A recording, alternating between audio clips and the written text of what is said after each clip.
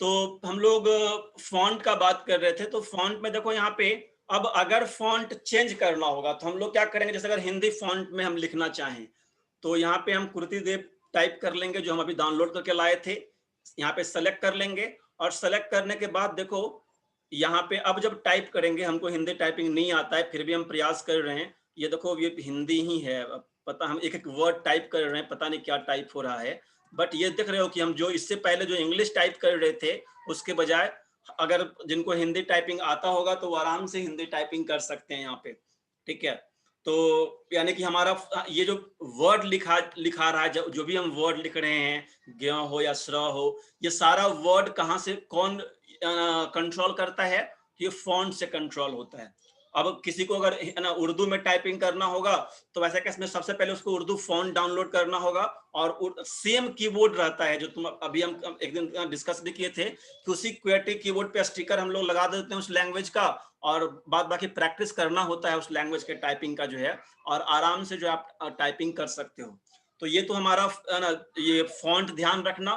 Font के बाद ये जो 3-4 ऑप्शन है, जैसे मान लेते हैं अब हिंदी फॉन्ट को हम हटा देते हैं, ठीक है यहाँ पे, और अगर हम कुछ कंटेंट लाते हैं, देखो कभी कभी एक ध्यान क्या रखोगे कि देखो अगर यहाँ पे एक चीज और दिखाते हैं, कर्सर देखो यहाँ पे हम टाइप कर रहे हैं तो कृति देव है। अब देखो हम फॉन्ट चेंज नहीं करेंगे, हम कर्सर में यहाँ पे लेके आ रहे हैं। देखो जिस लाइन में अगर हो सकता इस लोकेशन का जो फॉन्ट है जो इस लाइन में लिखा हुआ है वो कैलिबरी है, और जबकि नीचे जो हम फॉन्ट चेंज किए हैं तो दो अलग अलग लोकेशन पे दो अलग अलग फॉन्ट रखे हैं। तो कभी कभी क्या होगा ना कि तुम परेशान क्या होगे कि सर हम हिंदी फॉन्ट सेलेक्ट करते थे बट लिखने जा रहे हैं, देखो ऊपर लिखने जा रहे हैं तो फिर जो है वो है ना इंग्लिश में लिख रहा है। क्यों? तो कारण ये है कि इस जो यहाँ पे हमारा जो वर्ड है यहाँ अभी जो है ना इस जो हम फॉन्ट चेंज किए यहाँ से किए हैं, तो वैसे केस में यहाँ से हमारा जो है वो फॉन्ट अलग होगा।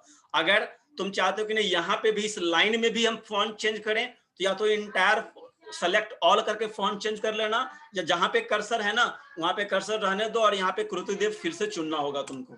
अब जब कृतिदेव चुनोगे तो अब देखो जो है वो हमारा जो है वो फॉन्ट चेंज कर दिया। तो एक तो होता है कि जिस तरह का हम फॉन्ट यहाँ पे सेलेक्ट करते हैं उसके अनुसार वो टाइपिंग करेगा। दूसरा, जितना सेलेक्ट करेंगे इफेक्ट उतना ही पे होता है। एक एग्जांपल इसका और दिखाते हैं, हम कल भी दिखाए थे कि देखो यहाँ पे दो ऑप्शन तुमको दिख रहा होगा, एक हमारा जो है वो हाईलाइट कलर है और एक ये फॉन्ट कलर है। तो अब मान लेते हैं कोई बंदे को इसको ना इसका कलर चेंज करना है, तो कलर चेंज करने के लिए हमेशा वर्ड, एक्सेल, पावर पॉइंट जहां भी काम करोगे तो काम तब होता है जब हम उसको सेलेक्ट करते हैं। जैसे केवल अभी हम कलर चेंज कर लेंगे ना, हम कलर देखो रेड कर रहे हैं या येलो कर लो, हम रेड क्लिक कर रहे हैं, बट किसी तरह का लैब में बिगिनर्स को इस तरह का प्रॉब्लम होता है कि सर हम कुछ भी कर रहे तो हो नहीं रहा था। तो होगा तब जब तुम सेलेक्ट करोगे, और जितना सेलेक्ट करोगे, जितना सेलेक्ट करने का मतलब मेरा है कि हम एक कैरेक्टर को भी सेलेक्ट कर सकते हैं, तो सेलेक्ट हुआ तो इस तरह का जो है, अब जब चेंज करोगे ना तब ये चेंज होगा। तो अब देखो जितना सेलेक्ट है ना काम उतना ही पे होता है। अगर हम इंटायर सेलेक्ट करना होगा तो पूरे को सेलेक्ट कर सकते हो, या एक अपने सुविधा अनुसार जैसा तुम्हारा नीड है उसके अनुसार तुम जो है फॉन्ट का कलर जो है वो चेंज कर सकते हो, या जो भी काम हम करेंगे। केवल एग्जांपल दिखा रहे हैं फॉन्ट का कलर का जो है। अब मान लेते हैं कि इसमें से केवल वर्ड को हमको हाईलाइट करना है, तो इतना सेलेक्ट करेंगे और हाईलाइट जो भी कलर तुम चाहोगे उस कलर से ये हाईलाइट कर देगा। अगर हम कुछ कंटेंट यहाँ पे लेके आ जाएं, फॉर एग्जाम्पल हम ये कंटेंट यहाँ से ले लेते हैं ताकि हम एडिटिंग आपको दिखा सकें। ठीक है, ये कंटेंट हम कॉपी कर रहे हैं केवल, और हम दूसरे जो हमारा वर्ड का पेज था यहाँ पेस्ट कर लेते हैं। ठीक है, अब इसका फॉर्मेट हमको सीखना है। फॉर्मेटिंग के अंदर हम लोग करेंगे क्या कि जो लुक एंड फील जो तुमको दिख रहा है एक अरेंज तरीके में, उसको अगर करना होगा तो कैसे करेंगे, क्या क्या ऑप्शन यहाँ पे हमको मिलता है डॉक्यूमेंट को का फॉर्मेट चेंज करने के लिए। ठीक है, तो डॉक्यूमेंट के फॉर्मेट में सबसे पहले तुमको बताया कि उसका फॉन्ट कैसा होगा, ये हम लोग डिसाइड करते हैं। अगर तुमको लगता है कि हेडिंग वगैरह में, मान लेते हैं ये हेडिंग है, अब इस हेडिंग वगैरह को तुम अगर चाह रहे हो कोई और अलग तरह का फॉन्ट में दिखे, ठीक है, तो इतना तरह का अलग अलग फॉन्ट यहाँ पे है, कोई भी एक फॉन्ट तुम चुन सकते हो। जिस तरह का फॉन्ट चुनोगे ना उस तरह का जो है वो यहाँ पे चेंज हो जाएगा। हम इतना ही सेलेक्ट किए थे तो इतना ही का चेंज हुआ। यहाँ पे एक चीज ध्यान रखना कि फॉन्ट जनरली बहुत अलग अलग नहीं, जनरली हम लोग करते क्या है, एक चीज और ध्यान रखते हैं डॉक्यूमेंट बनाते समय, कभी एक स्टैंडर्ड अप्रोच फॉलो करोगे। स्टैंडर्ड अप्रोच क्या होता है, तो करना क्या ना कि जब भी तुम नोट्स बना रहे हो या जब भी तुम डॉक्यूमेंट बना रहे हो तो करो क्या ना कि पूरे डॉक्यूमेंट को तुम 3-4 अलग अलग सेक्शन में जो है बांट सकते हो। 3-4 अलग अलग सेक्शन क्या होता है, तो देखो जब भी हम लोग तो किसी बुक को देखो ना, अगर ध्यान से देखोगे ना तो ये सब चीज तुम आराम से सीख सकते हो। जैसे अगर किसी बुक को ओपन करोगे तो तुम देखोगे एक तो टाइटल होता है, हर मान लेते हैं टॉपिक जिसको हम लोग बोलते हैं, चैप्टर नंबर 1 है तो चैप्टर नंबर का यानी कि एक हुआ मेन हमारा हेडिंग जो है, चैप्टर नंबर 1 का जो भी नाम है, मान लेते हैं फंडामेंटल ऑफ कंप्यूटर है तो फंडामेंटल ऑफ या यूनिट्स ऑफ कंप्यूटर है तो वो यानी फर्स्ट टॉपिक हुआ।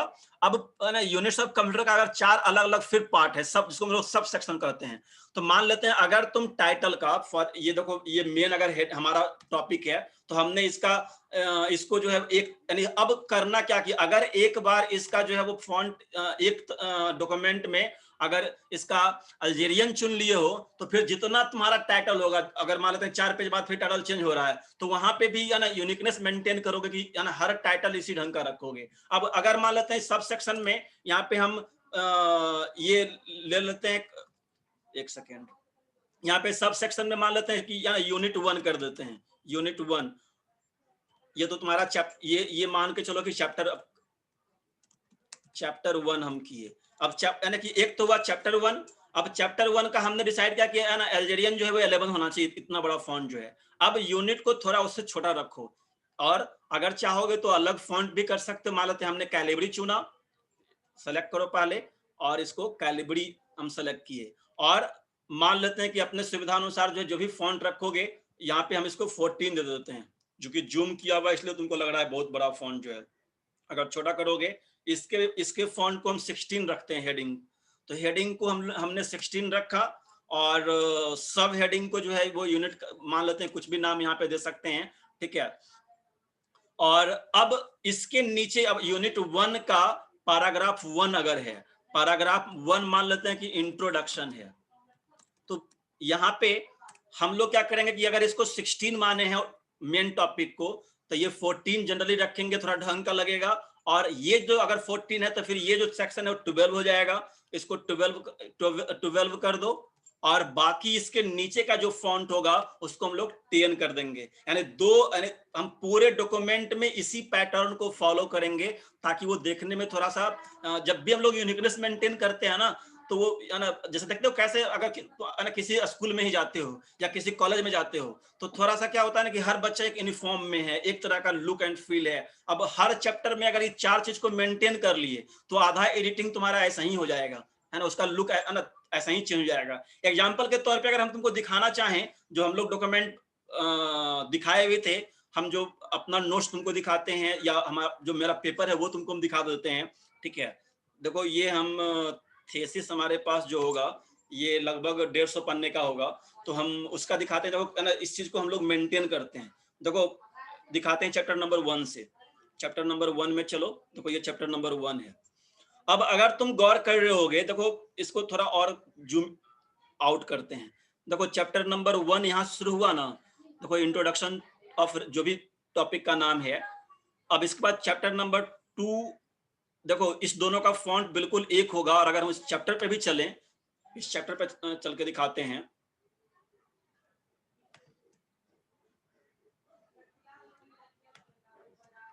देखो इस चैप्टर पे अगर हम जो बात कर रहे थे कि देखो चैप्टर 1 अगर 18 फॉन्ट हमने रखा होगा टाइम्स न्यू रोमन का, ठीक है, ये पूरा देखो 18 फॉन्ट में है। और जब ये 18 होगा तो मान के चलो कि चूंकि ये कंटेंट है, पैराग्राफ है, तो देखो 12 हम चुने होंगे। और अगर ये 12 चुने होंगे तो देखो यहाँ पे जो इसका जो सब सेक्शन है देख रहे हो ये 14 है, तो यानी ये 18 हुआ, ये 14 हुआ और ये 12 है। और अगर थोड़ा सा कोई और कोई सेक्शन होगा यूनिट वगैरह तो वहां पे हमने 16 रखा होगा। और ये हर जगह मेंटेन करते हैं, ऐसा नहीं कि एक जगह। हम इसको थोड़ा जूम इन करते हैं, तुम देखो लुक ही जो है वो ये थोड़ा जो पूरा इतना अगर करते हो तो तुम्हारा कंटेंट स्टैंडर्ड लगेगा। देखो इसको ये फर्स्ट चैप्टर था, देखो इसमें भी हम मेंटेन किए होंगे। अगर नीचे थोड़ा सा आओगे चैप्टर नंबर 2 में अगर चलो साफ दिखेगा चैप्टर नंबर 2। अगर जैसे देखो ये चैप्टर नंबर 2 यहाँ पे है, अगर हम यहाँ पे आए, देखो हम यहाँ पे अगेन जो है वो ये जो चैप्टर नंबर 2 यानी ये जो कंटेंट होगा ये 18 होगा, और अगेन यहाँ पे यानी हर पेज में पैटर्न को हम लोग फॉलो करेंगे ताकि वो देखने में उसका लुक एंड फील ढंग का हो। ठीक है, तो यहाँ पे ऐसा नहीं कि हमको मिला है चलो भाई हमारे पास तो ये इतना सारा अलग अलग, अगर यहाँ पे क्लिक करोगे तो इतना सारा फॉन्ट है। अब ऐसा नहीं कि इतना सारा फॉन्ट मिला है तो या फिर इतना सारा कलर मिला है तो हम क्या करेंगे कि हर लाइन ही को चेंज करना शुरू कर देंगे या फिर हर वर्ड ही का जो है वो फॉन्ट चेंज करना शुरू कर देंगे, तो वो थोड़ा अजीब टाइप का फील होगा। जैसे मान लेते हैं अगर तुम करोगे क्या कि अगर 4 लाइन है और चारों अलग अलग फॉन्ट में करके देखो, तुम्हारा जो है वो देखने में ही बेकार लगेगा। देखो एक हम ये फॉन्ट कर देते हैं, एक का जो है फॉन्ट जो है वो कुछ और कर लो, टाइम्स न्यू रोमन कर लो, और मान लेते हैं किसी और का जो है वो कैलिब्री या कोई और फॉन्ट ले लो। ठीक है,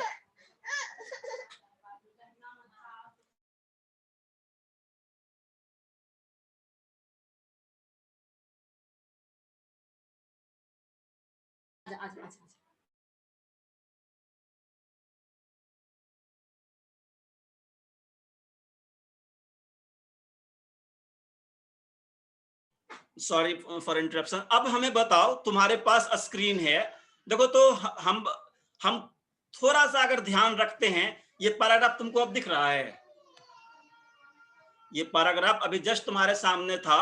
हम किए क्या कि थोड़ा सा फॉन्ट को यूनिक नहीं रखे, और फॉन्ट का जो ये स्टाइल है वो है ना अलग अलग जगह पे अलग अलग तरीके से रख रहे हैं। इसका लुक एंड फील ठीक लग रहा है क्या? No sir. ठीक है, तो सिंपल चीज भी जब हम लोग डॉक्यूमेंट तैयार करते हैं तो इन सब चीजों को ध्यान रखोगे कि ये हम जब भी अगर कोई फॉन्ट कुछ भी यूज कर रहे हैं तो उसका एक मीनिंग होना चाहिए। मीनिंग इन द सेंस कि अगर मान लेते हैं हमने एक बार डिसाइड कर लिया कि पैराग्राफ जो है वो हमारा कैलिब्री होना चाहिए, या जो भी फॉन्ट चुनते हो जो भी तुमको ढंग का लगता है, अगर हमने कैलिब्री और 10 असाइन कर दिया है तो फिर उसको हर जगह मेंटेन करेंगे। हाँ, चेंज कहाँ पे करेंगे तो हो सकता है देखो यहाँ पे एक अलग पॉइंट है जो देख रहे हो, तो यहाँ पे अगर हम चाहेंगे तो इसको बोल्ड या इसको अलग अलग करने का अलग अलग टेक्निक हो सकता है। या तो यहाँ पे हम बैकग्राउंड चेंज कर देंगे बैकग्राउंड, लेकिन हमेशा देखो बैकग्राउंड में ध्यान रखना कि यहाँ पे चूंकि ब्लैक कलर है तो लाइट बैकग्राउंड हम लोग लेंगे। लाइट कलर कुछ भी ले लो, हम येलो ले लेते हैं। सेलेक्ट करना पड़ेगा, पहले हम सेलेक्ट नहीं किए हैं, एक बार सेलेक्ट करते हैं इसको। ठीक है, अब देखो, अब अगर तुमने एक बार इसको येलो असाइन कर दिया कि अगर ये जो स्पेशल पॉइंट है इसको येलो रखेंगे, तो फिर वैसे केस में हर जगह जहां इसका सेक्शन आएगा, देखो ये पॉइंट नंबर 1 था, ये पॉइंट नंबर 2 है, तो थर्ड पॉइंट नंबर पे भी न चाहते हुए भी तुमको येलो करना चाहिए। तो ये थोड़ा सा इसका जो है वो एक यूनिकनेस, एक जो है एक पैटर्न फॉलो करेंगे जब डॉक्यूमेंट बनाते हैं तो। और इसी पैटर्न को फॉलो करने के लिए यहाँ पे हमारे पास काफी सारा टूल्स अवेलेबल है। फॉर एग्जाम्पल बोल्ड है, इटालिक है, अंडरलाइन है, इसके अलावा बैकग्राउंड अभी जो हाईलाइट कर रहे थे, इसके अलावा तुम देख रहे हो फॉन्ट कलर है, तो है हर चीज। हमारा यहाँ पे कंसर्न ये है कि हमारे पास फैसिलिटी हर चीज का है, बट उसको ध्यान से यूज करेंगे। हाँ, अभी फिलहाल जो है वो एक पेज टाइप करके सबको टेस्ट कर सकते हो, ठीक है, टेस्ट करने में दिक्कत नहीं है। बट अब यहाँ पे क्या क्या चीज है हमको डॉक्यूमेंट को के फॉर्मेट को डिसाइड करने के लिए, तो हमने पहले आपको बताया कि यहाँ पे फॉन्ट कलर है, सॉरी फॉन्ट फेस है, फॉन्ट का साइज है, यहाँ पे फॉन्ट साइज यहाँ से भी असाइन कर सकते हो। ये दोनों भी इंक्रीज और डिक्रीज करने के लिए है। अगर मान लेते हैं कि हम इस पॉइंट का फॉन्ट बढ़ाना चाहते हैं तो वैसे केस में एक बार क्लिक करेंगे यहाँ पे, या यहाँ से सेलेक्ट कर लेंगे एक्चुअल साइज, हम यहाँ से भी क्लिक करके बढ़ा सकते हैं। ठीक है, तो ये 4 पॉइंट जो है वो फॉन्ट फेस, फॉन्ट का साइज और ये इंक्रीज और डिक्रीज, ये 4 चीज क्लियर हो गया ना सबको? Yes sir.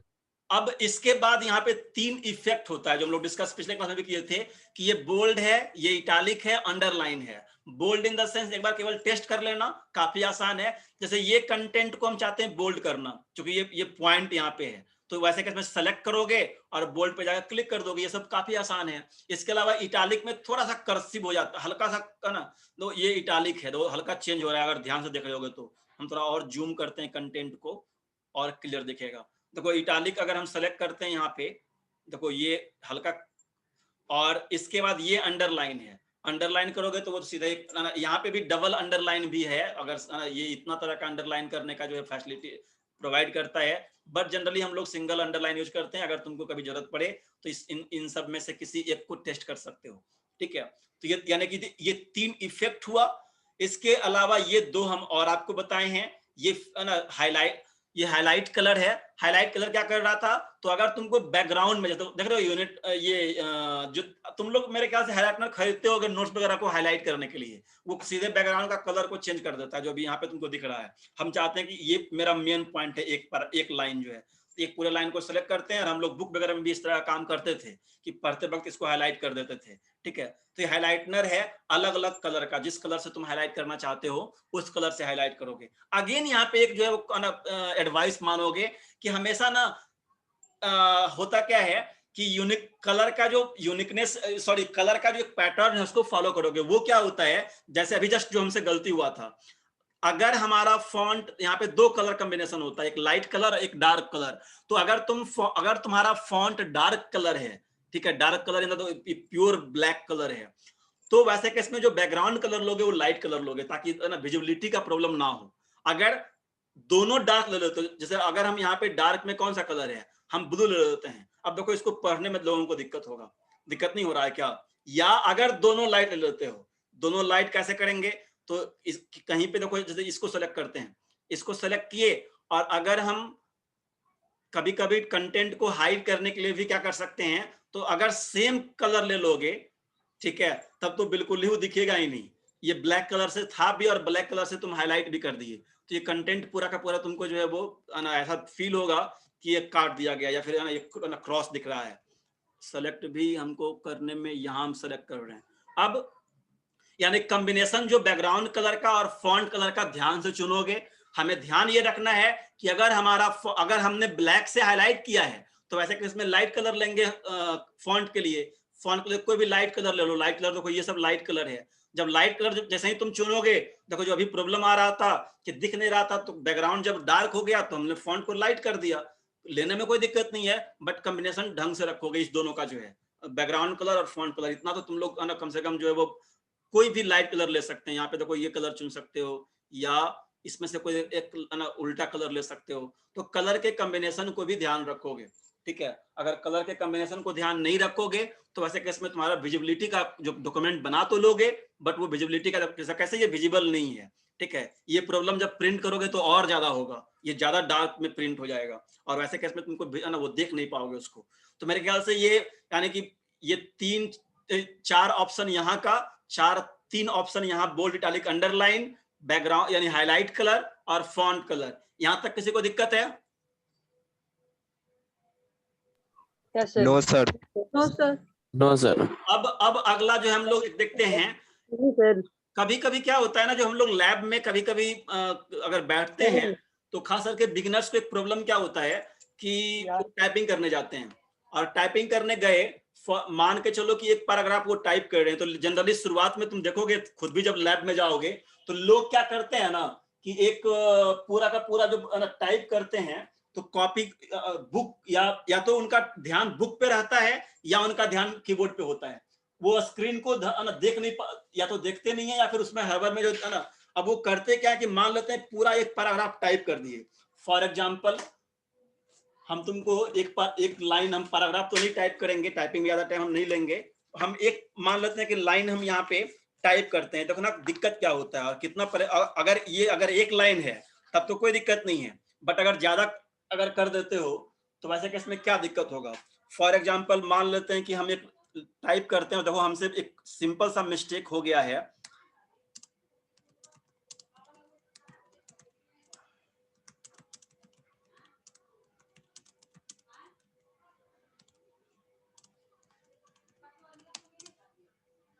हम एक पैराग्राफ केवल जो हम टाइप कर रहे हैं और मेरा ध्यान जो है वो ना स्क्रीन पे नहीं है। हम जनरली, तुम भी गौर करना, ऐसा शुरुआत में लोग जो है वो या तो बुक देख के टाइप कर रहे हैं या नोट्स देख के टाइप कर रहे हैं, तो नोट्स को देखेंगे या कीबोर्ड को देखेंगे, ठीक है। अब जब मान लेते हैं कि ये ऐसा मान लो कि एक पूरा का पूरा इतना टाइपिंग कर लिए, हम इसी को कॉपी पेस्ट कर लेते हैं, एक लाइन कम से कम कंप्लीट कर देते हैं द सॉफ्टवेयर। अब इस पूरे लाइन को कॉपी कर करके मान लेते हैं कि यहीं पे ये सेंटेंस कंप्लीट हो गया और ये हमने इतना टाइप कर लिया, हमने सीधे कॉपी पेस्ट कर लिए। अब जब इतना टाइप कर लिए, एक पूरा का पूरा पैराग्राफ या मान के चलो कि पूरा का पूरा पेज हमने टाइप कर लिया, और टाइप करने के बाद ये मालूम चला कि हमारा कैप्स लॉक ऑन था। कैप्स लॉक समझते हो? No sir. कैप्स लॉक एक कीवर्ड होता है, सॉरी एक की होता है कीबोर्ड के अंदर, अगर उसको मोबाइल में तो पूरा का पूरा कैपिटल टाइप कर देगा। ये जनरली कभी कभी मिस्टेक से टाइप शुरुआत में ही दिक्कत होता है। देखो कीबोर्ड देखोगे ना, तो शिफ्ट के जस्ट ऊपर में देखो ये कैप या कैप्स लॉक इसको हम लोग बोलते हैं। बाय डिफॉल्ट ये कैप्स लॉक बंद होता है, ये इस तरह से कीबोर्ड रहता है स्मॉल में। बट अगर गलती से तुमसे ये की प्रेस हो जाएगा, तो अब जब तुम टाइपिंग करोगे तो पूरा का पूरा कैसे टाइपिंग कर रहे हो, पूरा का पूरा कैपिटल में हमसे। अब अगर जिनको जानकारी नहीं होता है, वो क्या करेंगे कि ये पूरे को फिर से डिलीट करेंगे और फिर पूरा का पूरा फिर से, चूंकि ये तो है ना, ये कोई ढंग का लेटर या कोई भी ढंग का डॉक्यूमेंट हो ही नहीं सकता कि पूरा का पूरा कैपिटल में हो। हम लोग जब भी टाइप करते हैं तो केस पे ध्यान रखते हैं, कैपिटल में कहाँ होना चाहिए, स्मॉल में क्या होना चाहिए, कहाँ कहाँ होना चाहिए। और हम लोग कुछ रूल भी पढ़े हैं इंग्लिश में कि फर्स्ट कैरेक्टर कैपिटल होना चाहिए नाम का, या इस तरह से जो है ना सेंटेंस का पहला कैरेक्टर। तो अगर वो पैटर्न अगर हमसे फॉलो नहीं हुआ, तो या तो आपके पास एक ऑप्शन है कि सबको डिलीट कर दीजिए, अब फिर से टाइप कीजिए, या उससे बेहतर ऑप्शन है, और वही ऑप्शन यहाँ पे दिया है, इसको हम लोग बोलते हैं चेंज केस। क्या बोलते हैं? अपर केस लोअर केस है ना, तो अपर केस से लोअर केस में कन्वर्ट कर सकते हो। यहाँ पे टोटल जो तुम्हारे पास है 5 अलग अलग केस है। पहला केस कौन सा है? Sentence case. सेंटेंस केस क्या होता होगा?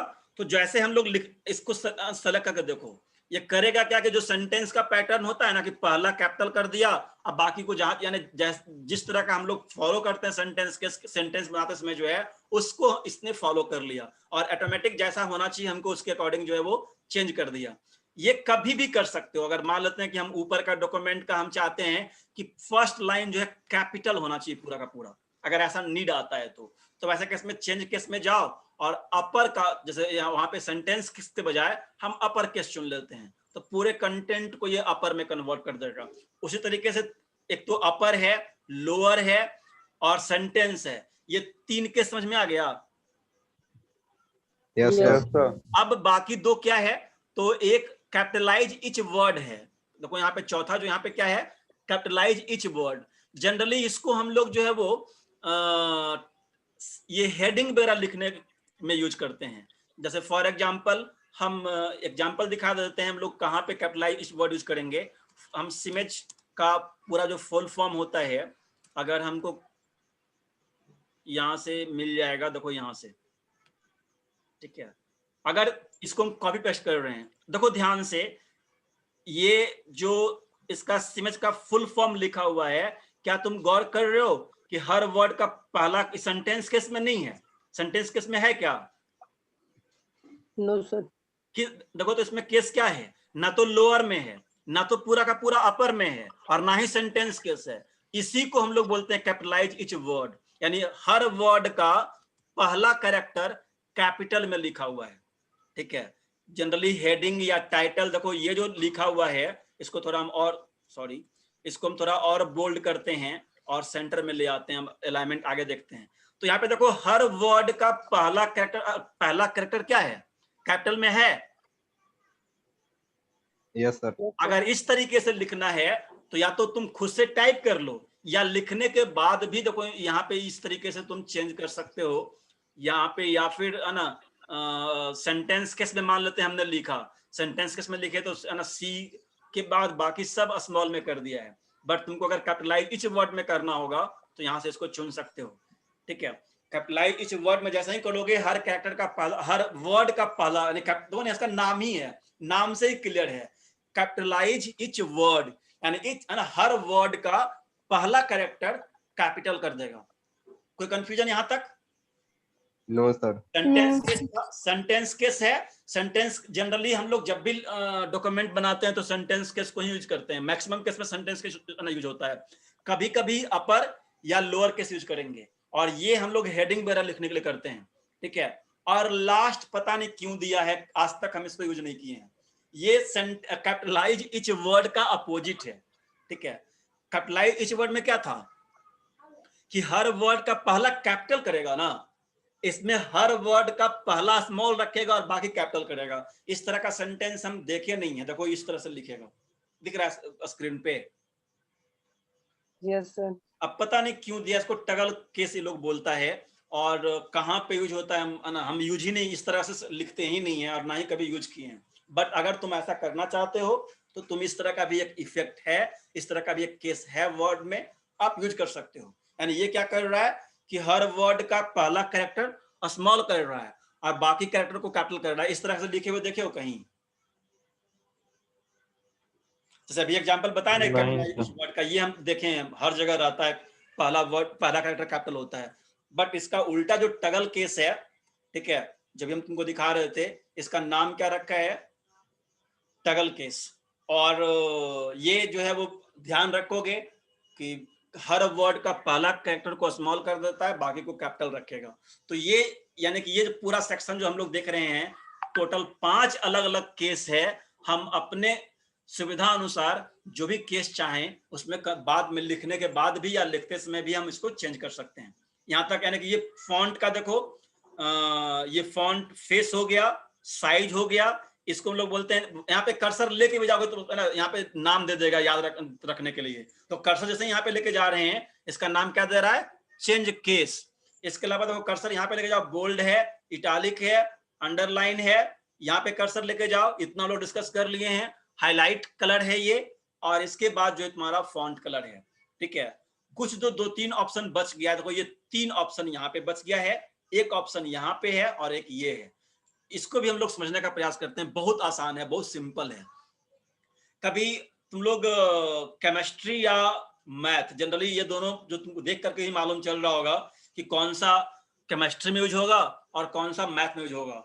फॉर एग्जाम्पल, अगर किसी को जो है वो मैथ का यहाँ पे इक्वेशन लिखना है, फॉर एग्जाम्पल अगर हम यहाँ पे लिख रहे हैं F X equal to quadratic का जो स्टैंडर्ड फॉर्म होता है ए एक्स स्क्वायर, तो देखो यहाँ पे इस तरीके से लिखना पड़ता है।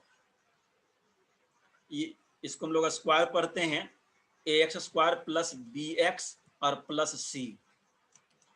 तो ये जो हम लोग लिखे हैं अभी, ये जो अभी लिखे हैं ना 2 जो है, तो ये जो स्क्वायर आ रहा है या क्यूब आएगा या कोई भी हम लोग पावर यहाँ पे देंगे, वो हम लोग इससे करते हैं।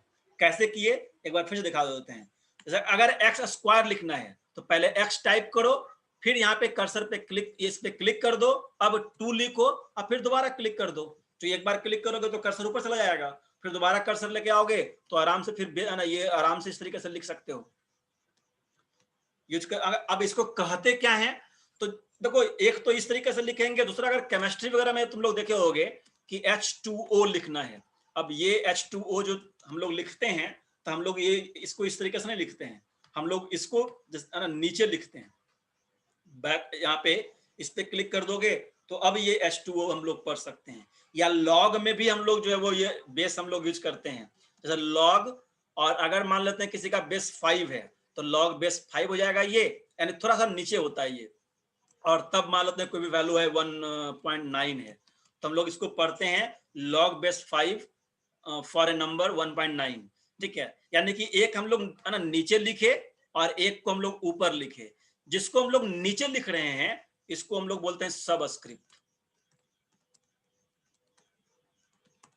और जो ऊपर लिखा जा रहा है उसको बोलते हैं सुपरस्क्रिप्ट। और अगर एक लाइन में इसको डिफाइन करना हो, ऐसे हम लोग एक है ना, तो it is used to write the character, सब है ना, तो below base line, below base line. और यहां पे ध्यान रखोगे it is used to write the character above base line. अब ये बेस लाइन क्या होता है, तो बेस लाइन जहां पे हम लिख रहे हैं, ये हमारा है ना, जब भी हम लोग देखते हो ना कॉपी पर हम भी लिखते हो, तो एक बेस लाइन तुम डिसाइड खुद भी कर सकते हो कि लाइन के ऊपर लिखोगे, लाइन के नीचे लिखोगे। तो एक बार हमने डिसाइड किया कि लाइन के ऊपर सब लिखेंगे इंग्लिश को जो है, तो वो हमारा बेस लाइन हो जाएगा। और उस बेस लाइन से भी अगर तुमको ऊपर लिखना है तब वो कहलाएगा सुपर स्क्रिप्ट। और अगर बेस लाइन से नीचे लिख रहे हो, जैसे देखो ये हमारा बेस लाइन था, उससे थोड़ा नीचे जा रहा है, तो उसको हम लोग बोलते हैं सबस्क्रिप्ट। यानी एक हुआ सबस्क्रिप्ट और दूसरा हुआ superscript. Subscript in the sense कि where we write character below base line, that is called subscript. And in case of superscript, when we write data या character above base line, that is called superscript. तो subscript और superscript कितना लोग को समझ में आ गया? यस सर, समझ गए सर। काफी सिंपल है ना? यस सर, आ गया सर। हाँ, यूज कैसे करेंगे? अब देखो दो तरीके से यूज करते हैं। या तो लिखने पहले पूरा लिख लो, H2O लिख लो पहले पूरा, ठीक है, और लिखने के बाद ना यहाँ पे तुम जो है केवल 2 को सेलेक्ट कर करके क्लिक कर देना यहाँ पे। एक तरीका ये हो सकता है। और दूसरा तरीका क्या होगा कि हम लिखने के दौरान ही H लिखे, अब H लिखने के बाद इस पे क्लिक करेंगे, फिर 2 लिखेंगे, फिर दोबारा क्लिक कर देंगे, तो हमारा नॉर्मल जो बेस लाइन है उस पे आ जाएगा। उसी तरीके से सेम यूज इसका भी है। जो सुपरस्क्रिप्ट था, यानी ये सबस्क्रिप्ट हो गया, सुपरस्क्रिप्ट हो गया। इसके बगल में स्ट्राइक थ्रू नाम का एक ऑप्शन है। स्ट्राइक थ्रू भी जनरली हम लोग रेयर केस में यूज करते हैं। ये क्या करता है ना, तो तुमको इसका एग्जांपल दिखाते हैं। जैसे कभी कभी कुछ लोग जो है वो फ्लिपकार्ट या अमेजन पे शॉपिंग वगैरह किया है। Yes sir. कभी इस तरह का तुमको देखने को मिल जाएगा। ये एक स्पेशल, तो होता क्या है ना, जितना हम लोग अभी पढ़ रहे हैं ना, सब हर का काम अभी जितना हम पढ़े हैं, फॉन्ट हो, फॉन्ट का साइज है या बोल्ड है, इटालिक है, अंडरलाइन है, बैकग्राउंड कलर है, फॉन्ट कलर है, ये सब वर्ड को या कैरेक्टर को स्पेशल मीनिंग प्रोवाइड कर रहा है। बैकग्राउंड कलर क्यों डालेंगे भाई, तो वो थोड़ा अलग दिखेगा। बोल्ड कब करेंगे, तो हर जो ढंग का पॉइंट, यानी उसका इफेक्ट थोड़ा चेंज कर रहा है। तो ये स्ट्राइक थ्रू क्या करेगा, हम जैसा ही करेंगे ना, तुमको इसका मतलब समझ में आ जाएगा। देखो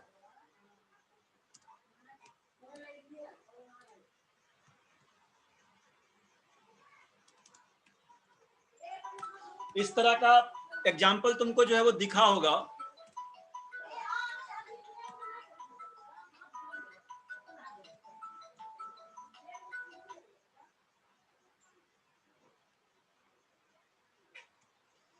इसको चाहो तो आगे हम लोग और दिखाएंगे कि और क्लोजर तुम जो है वो टाइप कर सकते हो। और क्लोजर अगर टाइप करना होगा तो पैराग्राफ में जाकर के इसके जो आफ्टर और बिफोर जो है वो सब लाइन स्पेस को सिंगल कर दो। अब कोई बता सकता है कि ये करने से क्या इसका स्पेशल मीनिंग बना? इसका मतलब है सर कि पहले का जो रेट है सर उससे कम डिस्काउंट है सर, डिस्काउंट। जनरल दो ये एक दो। अब हम बता क्या रहे हैं कि होता क्या है ना कि हम हर चीज पढ़ते हैं, जो भी यहाँ पे डॉक्यूमेंट को बनाने के लिए जो भी हमारे पास ऑप्शन है, हर ऑप्शन को हम लोग पढ़ते हैं।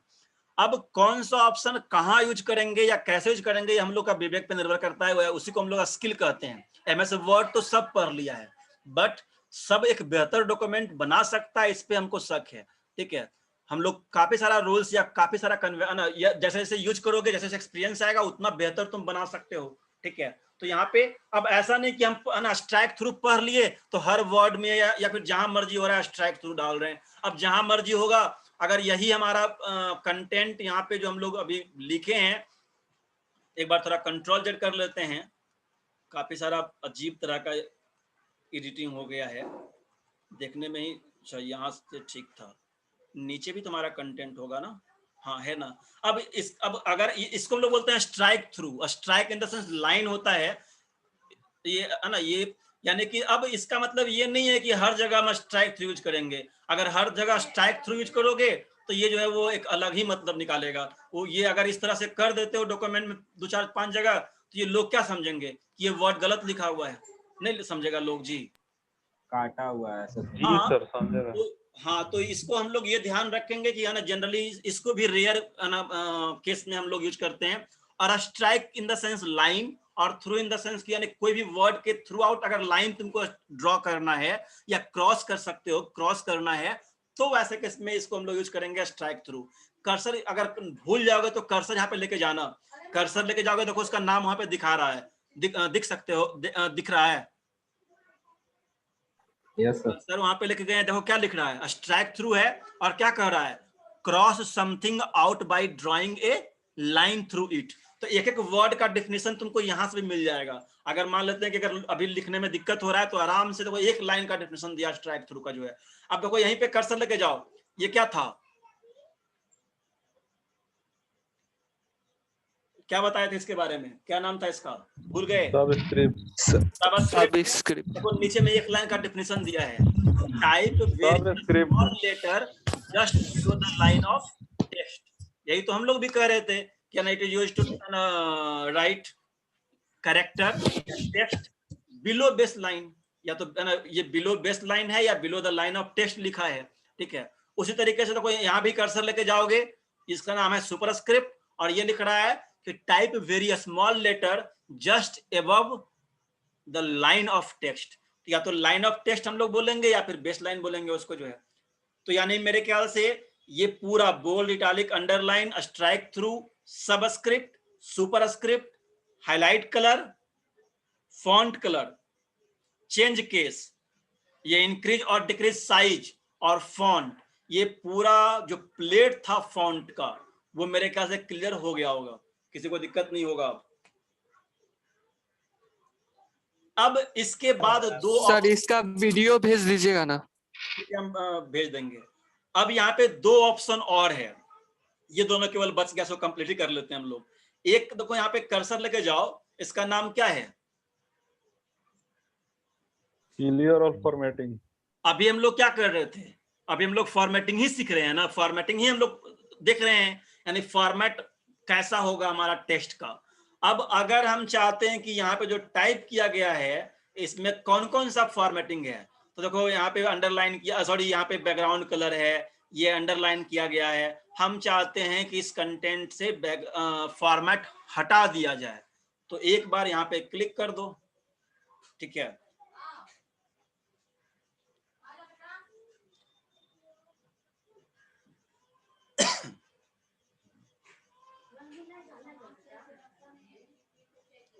तो ये किया क्या कि जितना भी यहाँ फॉर्मेट था, चाहे वो बोल्ड है, इटालिक है, अंडरलाइन है, इस तरह के सारे फॉर्मेट को, जैसे यहाँ पे कुछ करके दिखा देते हैं तुमको पहले जो है, जैसे यहाँ पे बोल्ड करते हैं, ठीक है, अंडरलाइन करते हैं, यहाँ पे जो है स्ट्राइक थ्रू हम कहीं कहीं लगा देते हैं, ठीक है।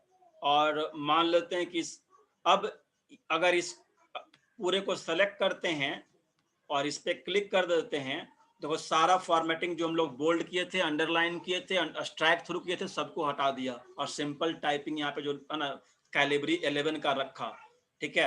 अब देखो यहाँ पे कर्सर लेके जाते हैं, ना यहाँ पे अगर सेलेक्ट करते हैं, केवल कलर को चेंज नहीं कर रहा है, कलर को स्किप कर दे रहा है, बाकी सारा फॉर्मेटिंग देखो यहाँ पे फॉर्मेटिंग क्या क्या है, ये सारे को यहाँ पे सेलेक्ट करो और इस पे क्लिक कर दो। देखो ये बाय डिफॉल्ट जो फॉन्ट होता है, बाय डिफॉल्ट ध्यान रखना कैलिबरी और 11 होता है, जबकि ये 10 था तो आना, यानी जो ये बाय डिफॉल्ट फॉन्ट में कन्वर्ट कर देता है। बाय डिफॉल्ट फॉन्ट ध्यान रखना, बाय डिफॉल्ट फॉन्ट यहाँ पे कैलिबरी और फॉन्ट का साइज 11 होता है। जब भी तुम नया ओपन करके देखो, नया वर्ड ओपन करो, नया वर्ड ओपन करोगे तो दिख जाएगा ये फॉन्ट बाय डिफॉल्ट क्या है, कैलिबरी है, और फॉन्ट साइज क्या है, 11 है। अब मान लेते हैं कि हम क्या किए कि एक लाइन लिखे, this is to inform you that. अब इस लाइन में जो है हमने पहले एक फॉन्ट क्या, एक चेंज क्या किया कि हम इसको जो है वो अल्गेरियन चुनते हैं और फॉन्ट साइज हम यहाँ पे 20 कर देते हैं, और हम इसमें इसको थोड़ा बोल्ड करते हैं। ये 3-4 तरह का अलग अलग हमने चेंजिंग किया। अब एक बार यहाँ पे क्लिक कर दोगे तो वो सब हट गया, और बाय डिफॉल्ट यहाँ पे क्या आ गया, कैलिबरी और 11, ठीक है। तो ये इसीलिए इसको हम लोग क्या बोलते हैं, तो क्लियर ऑल फॉर्मेटिंग, यानी सारा फॉर्मेटिंग हटा देगा, ठीक है। और नॉर्मल जो बाय डिफॉल्ट फॉर्मेट होता है वो कैरी कर लेगा। यहाँ तक कोई दिक्कत नहीं है। और एक ये जो तुम देख रहे हो, जनरली हम लोग ये अलग अलग इस तरह का अगर तुमको लिखना है थोड़ा शैडो या फिर अलग अलग स्टाइल में, यहाँ पे जो है तो जो भी स्टाइल जनरली इसको हम लोग है ना टाइटल वगैरह में या फिर है ना हेडिंग वगैरह में लोग यूज करते हैं, ठीक है। तो कोई भी एक चुन सकते हो तुम, ठीक है। यहाँ पे चुन लेते हैं टॉप में जाकर के, अगर हमको नोटिस लिखना है, ठीक है। तो नोटिस टाइप कर करके भी बाद में जो है वो एक तो होता है पहले हम कंटेंट को लिख लेते हैं और फॉर्मेटिंग बाद में करते हैं। फॉर्मेटिंग देखो हम यहाँ पे पहले इसको सेलेक्ट कर लेंगे और सेलेक्ट करने के बाद जो हम लोग यहाँ पे चाहेंगे उस फॉर्मेट में इसको सेलेक्ट करोगे, इस ढंग से दिखेगा, ठीक है। किसी एक को सेलेक्ट कर लो, थोड़ा वो अलग इफेक्ट देगा उसको, थोड़ा है ना। हम फॉन्ट साइज भी बढ़ा लिए, 28 कर दिए। तो ये इतना सारा ऑप्शन फॉन्ट के अंदर था, और ये सारा ये जो ऑप्शन है ये डॉक्यूमेंट जब हम लोग बनाते हैं ना तो अलग अलग तरह का इफेक्ट डालना, अलग अलग तरह का फॉर्मेटिंग करना, इसके लिए है। यहां तक किसी को कंफ्यूजन है? मेरे ख्याल से फॉन्ट में तुमको कोई और ऑप्शन अब नहीं दिख रहा होगा जो हम नहीं बताए हैं। सबका नाम अगर बोलोगे ना तो कर्सर लेके जाकर देखना, इसको हम लोग फॉन्ट बोलते हैं। ये हमारा फॉन्ट साइज है, ये इंक्रीजिंग फॉन्ट होगा, ये डिक्रीजिंग फॉन्ट साइज है, इसको हम लोग बोलते हैं चेंज केस, इसको बोलते हैं फॉर्मेट सॉरी और फॉर्मेटिंग। ये bold, italic, underline, strike through, subscript, cursor लगाओ सब लिख के आएगा, सुपरस्क्रिप्ट, ये तुम्हारा जो है वो टेक्स्ट इफेक्ट है, ये जो है तुम्हारा हाईलाइट, और ये तुम्हारा फॉन्ट कलर है। हाँ बोलो जी। ये टेक्स्ट इफेक्ट सिर्फ येलो कलर का ही होगा? अरे नहीं बच्चा, वहां पे अलग अलग जितना तुम चाहोगे कुछ तो यहाँ पे देखो बाय डिफॉल्ट तो यहाँ पे ऑप्शन दिए हुए अलग अलग ऑप्शन जो है, बाद बाकी अगर हमने एक बार जो है ये हमको थोड़ा ठीक लगा, अब इसको जो करना यहाँ पे कर्सर लेके जाओ और बाद बाकी देखो यहाँ पे अलग अलग कलर दिए हुए हैं। जो कलर चुनोगे, जैसे हम ग्रीन कर लेते हैं तो ग्रीन, ये क्या चुने थे, आउटलाइन जो है, शैडो जो है वो, और यहाँ पे चुन लो जिस तरह का, यहाँ पे मोर कलर और भी ऑप्शन है, ठीक है। जिस तरह का चुनोगे उस तरह का दिखेगा, अलग अलग कलर का जो है। देखो हम ये ऑप्शन चुनते हैं, देखो ये जो हमारा जो है वो शैडो और आउटलाइन का कलर चेंज कर लिया, और भी आराम से यहाँ पे जो है वो देखोगे तो तुमको जो है वो मिल जाएगा अलग अलग ऑप्शन, ठीक है। ठीक है, ठीक है सर।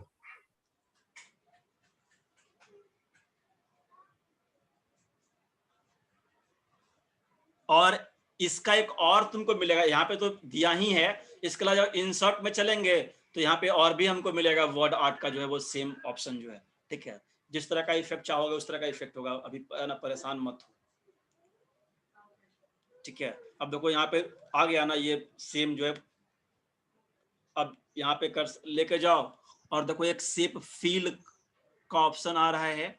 शेप फील में जो है वो या शेप आउटलाइन और शेप इफेक्ट, ये तीन तरह का कलर यहाँ पे दिया है, ठीक है। जो एक बार सेलेक्ट करोगे तो आउटलाइन कैसा होगा, इफेक्ट कैसा होगा, और ना ये सारा ऑप्शन हम लोग 1 बाय 1 जो है वो देखेंगे आगे, और भी ऑप्शन है, अभी टेंशन ना लो। यहाँ तक कोई दिक्कत नहीं है? No sir. तो अब जो है वो अगला दिन हम लोग पैराग्राफ और स्टाइल देखेंगे, ये दोनों जो है वो अब क्या बचा, अभी हम लोग फॉर्मेटिंग कर लिए। अब पैराग्राफ में क्या होता है, तो पैराग्राफ का कैसे लिखेंगे, लेफ्ट साइड से लिखेंगे, राइट साइड से लिखेंगे, उसको लोग अलाइनमेंट कहते हैं, इंडेंट कहते हैं, नंबर और बुलेट कहते हैं ना, ये सब अलग अलग ऑप्शन है। ये सारा ऑप्शन पैराग्राफ के अंदर अवेलेबल है, इसको अगले क्लास में हम लोग देखेंगे, ठीक है।